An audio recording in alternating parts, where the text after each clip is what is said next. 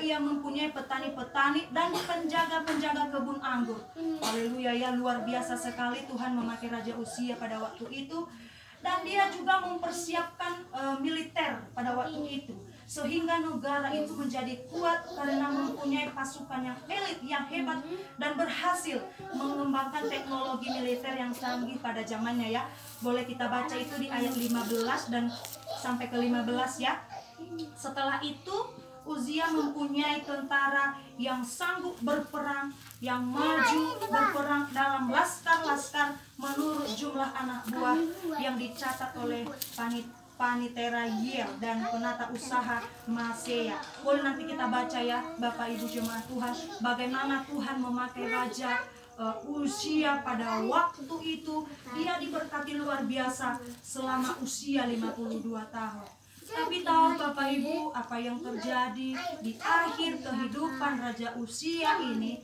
Dia dipakai Tuhan luar biasa, tetapi di akhir hidupnya ia menjadi tinggi hati. Bapak Ibu, itu yang perlu kita pelajari malam hari ini, supaya kita jangan berubah setia. Ketika kita sudah diberkati banyak oleh Tuhan, ketika kita sudah menerima hal-hal yang begitu luar biasa daripada Tuhan, jangan kita berubah setia. Kita tetap mengembalikannya kepada Tuhan. Bapak Ibu boleh kita baca ya di ayat ke-16. Saya baca ya Bapak Ibu. Setelah ia menjadi kuat, ia menjadi tinggi hati, sehingga ia melakukan hal yang merusak. Ia berubah setia kepada Tuhan Allahnya dan memasuki bait Tuhan untuk membakar ukupan di atas mezbah pembakaran ukupan. Sayang sekali ya, seorang raja dipakai Tuhan dengan luar biasa, tetapi di akhir hidupnya dia merasa bahwa apa yang dia miliki, apa yang dia terima itu karena kekuatannya. Dia merasa semua ini karena akunya Tuhan, karena usahakunya ini Tuhan, karena kuatnya aku ini Tuhan. Makanya di akhir hidupnya dia mengalami sakit ya. Dia diasingkan sehingga di akhir hidupnya dia merasa sendirian dan meninggal. Sayang sekali ya, dia dipakai Tuhan dengan luar biasa, tetapi di akhir hidupnya seperti itu ya. Bapak Ibu jemaat Tuhan, kita belajar apa yang dilakukan si Raja Uzia ini. Kenapa dia menjadi tinggi hati ya? Dia lancang sekali membakar ukupan di atas mezbah pembakaran ukupan di tempat yang kudus. Bisa kita baca di ayat 17 ya. Dia mendahului Imam Azaria. Padahal pada waktu itu yang boleh masuk ke baitnya suci, yang bisa membakar ukupan pada waktu itu hanya imam-imam keturunan daripada Harun. Tapi karena dia bisanya aku, hebatnya aku, kuatnya aku, jadinya dia pergi sendiri membakar itu, ukupan itu kan Bapak Ibu. Akhirnya Tuhan marah, memberikan ulah. Jadinya dia merasakan sakit kusta di dahinya ya Bapak Ibu. Jadi dia diasingkan, dia merasa sendiri, dan sehingga hidupnya meninggal tanpa ada yang melihat dia. Sayang sekali ya Bapak Ibu jemaat Tuhan. Makanya tema kita malam hari ini, janganlah berubah setia. Amin. Seperti Raja Uzia ini, dia dipakai Tuhan dengan luar biasa saya bilang, dan memang luar biasa. Selama 52 tahun dia dipakai Tuhan dengan dahsyat dan luar biasa benar-benar.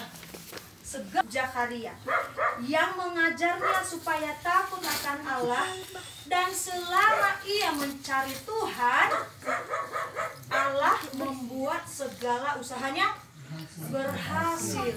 Firman Tuhan yang mencatat ini bukan saya ya. Saya hanya menyampaikan firman Tuhan bahwa segala sesuatu usaha yang dilakukan oleh Raja Uzia ini semuanya berhasil. Amin. Amin. Kita mau seperti itu ya Bapak Ibu.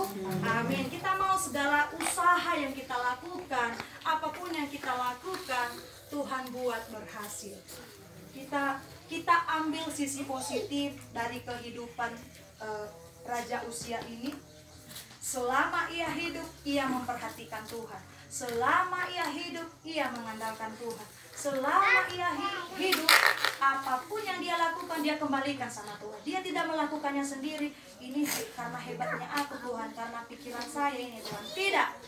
Dia benar-benar mengandalkan Tuhan yang luar biasa, karena dia percaya segala sesuatu yang dia lakukan pasti Tuhan berkati, tapi dengan syarat harus mengandalkan Tuhan. Amin Bapak Ibu. Biarlah malam hari ini juga kita semua yang hadir mendengar firman Tuhan juga, janganlah kita berubah setia kepada Tuhan. Sekalipun dalam kelimpahan kita ada, sekalipun mungkin dalam kekurangan kita ada, jangan kita berubah setia. Harus mengandalkan Tuhan, harus memperhatikan Tuhan.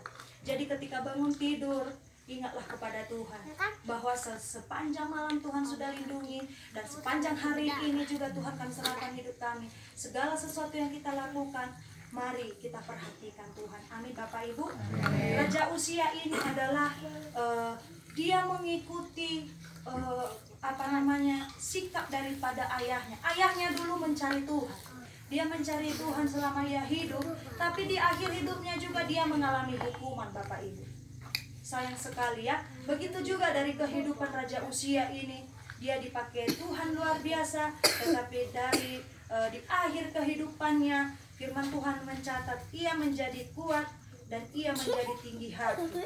Dia menjadi sombong ya, karena segala sesuatu yang dia miliki dia merasa karena aku ini, karena hebatkunya ini. Tapi sehingga di akhir hidupnya dia mendapatkan hukuman yang setimpal dengan perbuatannya. Jadi malam hari ini Bapak Ibu jemaat Tuhan, sungguh menyedihkan memang ya nasib Raja Uzia ini. Akibat ketinggian hati, Tuhan pun menjatuhkan hukuman.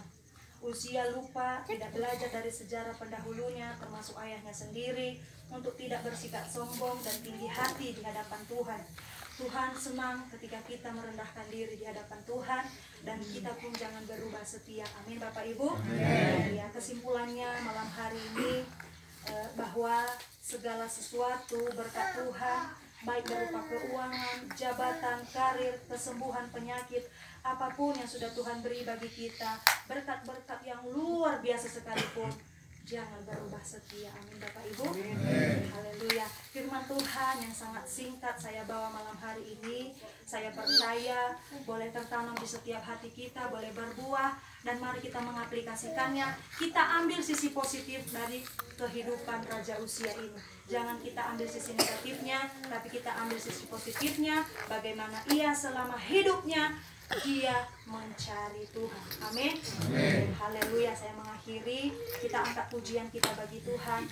Ku tetap cinta, ku tetap setia. Haleluya.